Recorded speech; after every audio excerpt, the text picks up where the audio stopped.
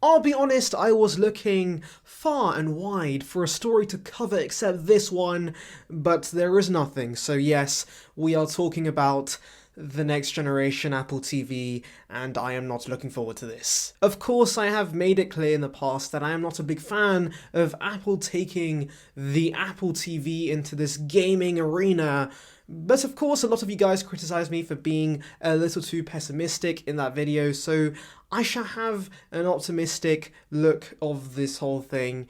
And yes, maybe there is a positive to Apple shoving Apple Arcade down our throats. So yes, we're talking about the next generation Apple TV coming out as soon as early 2021. And of course, like I said, it's going to have a gaming controller, it's going to have a new Siri remote, higher storage, and possibly an A14 chip in the Apple TV. I have no clue why the Apple TV needs such an advanced chip, but there's that, it might be happening. So of course, without further ado, let's just get into this. Make sure to like and subscribe, click that notification, and with that being said, let's just dive in.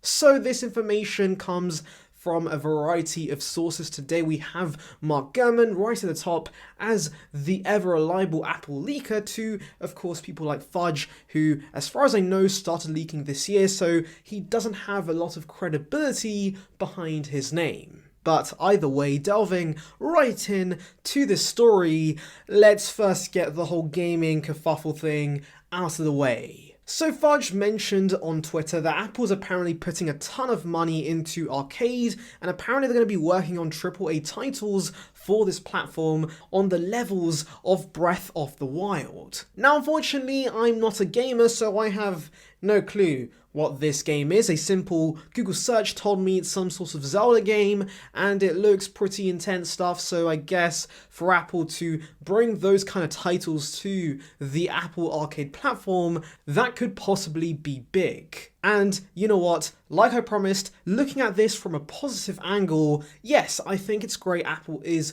working on bringing better games to Apple Arcade, because for example, rivals like Google Stadia, they have a wider range of games available as far as I know, so I am very, very happy Apple is focusing on the quality and range of games that Apple Arcade offers. And of course, if Apple can get people hooked on a game in the Apple Arcade collection, then of course they're going to keep on subscribing, and that's ultimately what Apple wants, and that's ultimately what's going to make people buy this new Apple TV. But of course, this is where the leak gets a bit interesting, because we have information from Fudge that possibly we could see two versions of the Apple TV. One with, of course, the A12X. That's something we've been hearing for a while, but weirdly enough, there could be one with an A14X-like chip for, of course, these intense games. And of course, that seems really odd to me, because why would Apple create games specifically for models with A13 and up? Because a wide range of people don't have iPads and iPhones and Apple TVs with A13 and up, and so it kind of confuses me that a large portion of Apple's community will not be able to play these games. And honestly, how intense are these games? Because as far as I know, even an A12X is mighty powerful, and so I think there might be an element of wrongness about this report. I think Apple's A12X Apple TV will be the only model, and that should be perfectly capable of running these AAA titles. So yes, to summarize, very exciting-ish stuff with the Apple TV and gaming, but of course, I will still remain skeptical about this whole thing till I see the final games and of course the final product, and hopefully Apple impresses all of us. Oh, and of course, how could I forget, because people won't be playing games on a Siri remote, Apple is working on a gaming controller to go with these new games, and we know pretty much nothing about this gaming controller. Like, we know nothing about the design, nothing about the features,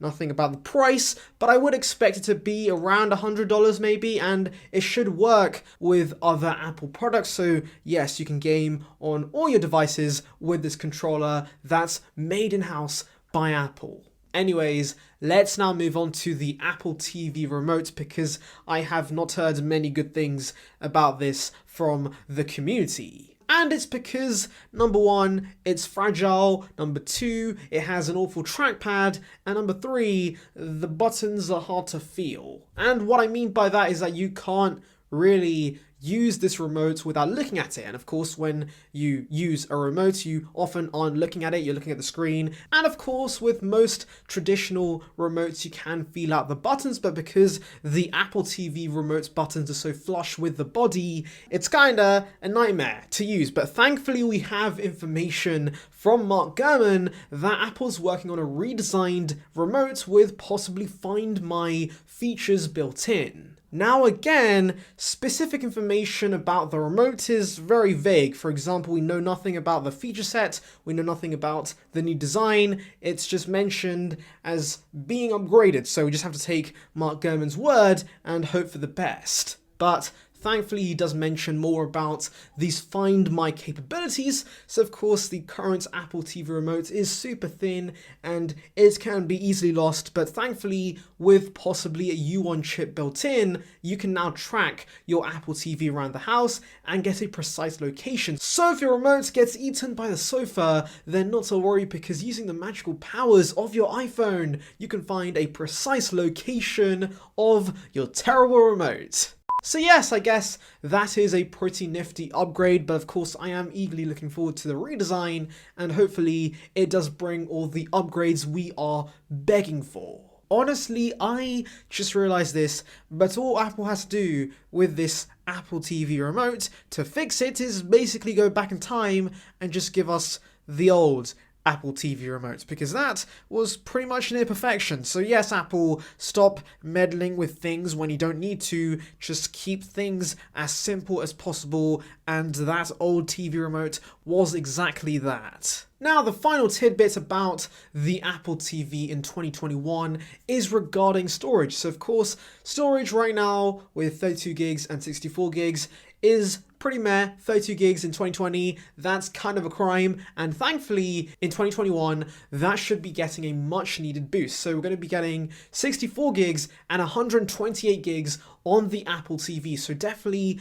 very, very nice stuff there. We should have got it years ago, but at least we're getting it now at last. Now, in terms of that crucial release date, we actually don't know a lot about it. Now, of course, we do know it will release sometime in 2021, but nobody's given us any specific information on which time frame we should expect it in. Personally, I think it should be coming out in March of 2021 at this supposed March event, because of course, we've been hearing for quite a while that Apple's been working on a new Apple TV. In fact, the Apple TV first appeared in iOS 13.4 beta back in 2020. So clearly, Apple's been working on this for a while, and it just makes sense for them to get it out of the way and release it as soon as possible. And so the March timeline, where Apple usually announces products that they really don't care about, that's the perfect time for this Apple TV, because of course, in the grand scheme of things, this will only appeal to a niche, a specific market, and of course, it's not a huge product for Apple. I'm sure Apple doesn't sell the Apple TV in the tens and millions. So yes, March 2021, I think that is when we could see this new Apple TV. Now, I think the only crucial thing we haven't heard about is regarding the price, because of course, I think the Apple TV as it is right now is too expensive, and so I would love to see Apple reduce the price, but I have had a brainwave, and that's possibly the fact that Apple could just keep around the current Apple TV at maybe $100, and I think that could be a very worthy competitor to the likes of Roku, Google Chromecast, and of course the Amazon Fire Stick. So yes, let's hope for the best that either we see that happen, or of course we see a price reduction with this new 2021 Apple TV. And yes, that's pretty much it when it comes to this 2021 Apple TV, and I can't lie,